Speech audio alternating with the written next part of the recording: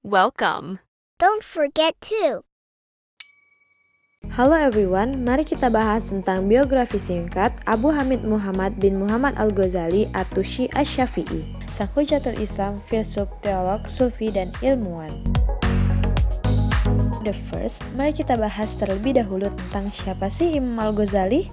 Imam Al-Ghazali adalah seorang ulama, ahli pikir, ahli filsafat Islam yang terkemuka yang banyak memberi sumbangan bagi perkembangan kemajuan manusia. Ia pernah memegang jabatan sebagai naib konselor di Madrasah Nizamiyah, pusat pengajian tinggi di Baghdad.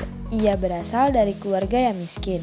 Ayahnya mempunyai cita-cita yang tinggi, yaitu ingin anaknya menjadi orang alim dan soleh. Imam Al-Ghazali meninggal dunia pada 14 Jumadil Akhir tahun 505 Hijriah bersamaan dengan tahun 1111 Masehi di Tus. Jenazahnya dikebumikan di tempat kelahirannya. Ia lahir di Tus, Iran pada 1058 atau 450 Hijriah. Imam Al-Ghazali berada pada era masa keemasan Islam.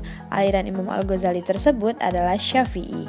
Selanjutnya, mari kita bahas tentang pendidikan dari Imam Al-Ghazali. Imam Al-Ghazali menempuh pendidikan dasar di kota Tus. Pada tingkat dasar, dia mendapat pendidikan secara gratis dari beberapa orang guru karena kemiskinan keluarganya.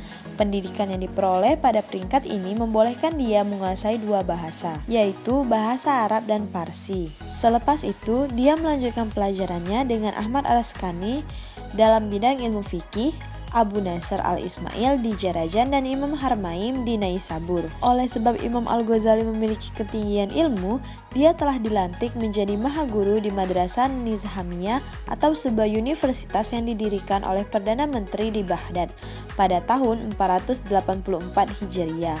Gambar di samping ini merupakan gambaran dari Madrasah Nizamiyah. Karya dari Imam Al-Ghazali. Yang pertama, Ayyuha Al-Walad, merupakan karya dari Imam Al-Ghazali yang berisi nasihat dalam membedakan jenis ilmu yang bermanfaat dan tidak bermanfaat. Karya besar Imam Al-Ghazali lainnya adalah Ihya Ulumuddin atau Kebangkitan Ilmu Agama. Karya ini mencakup hampir semua bidang ilmu Islam, seperti fikih, ilmu kalam, dan tasawuf. Mari kita bahas tentang pemikiran ekonomi Imam Al-Ghazali. Imam Al-Ghazali memandang bahwa perkembangan ekonomi sebagai bagian dari tugas-tugas kewajiban sosial yang sudah ditetapkan oleh Allah. Menurutnya, ada 3 alasan mengapa seseorang harus melakukan aktivitas ekonomi. Yang pertama, untuk mencukupi kebutuhan hidup yang bersangkutan. Yang kedua, untuk mensejahterakan keluarga. Ketiga, untuk membantu orang lain yang membutuhkan. Menurutnya, tidak terpenuhinya ketiga alasan ini dapat dipersalahkan oleh agama. Ada 5 konsep kesejahteraan menurut Imam Al-Ghazali. Yang pertama, hibzun ad-din, yaitu agama. Yang kedua, hibzun nafs, yaitu hidup atau jiwa. Yang ketiga adalah hibzun akal, yaitu akal. Yang keempat, hibzun nasl, yaitu keturunan. Serta yang kelima adalah hibzul mal, yaitu harta. Pembahasan selanjutnya ini adalah mengenai konsep ekonomi Al-Ghazali dalam kitab Ihya Ulumuddin. Yang pertama, pertukaran sukarela dan evolusi pasar. Al-Ghazali menyatakan bahwa timbulnya pasar didasarkan pada kekuatan permintaan dan penawaran untuk menentukan harga dan laba. Yang kedua adalah aktivitas produksi. Al-Ghazali menggambarkan aktivitas produksi menurut kepentingan sosial dan menitik beratkan perlunya kerjasama dan koordinasi serta fokus utamanya adalah tentang jenis aktivitas yang sesuai dengan dasar-dasar etos Islam. Yang ketiga, produksi barang-barang kebutuhan dasar sebagai kewajiban sosial.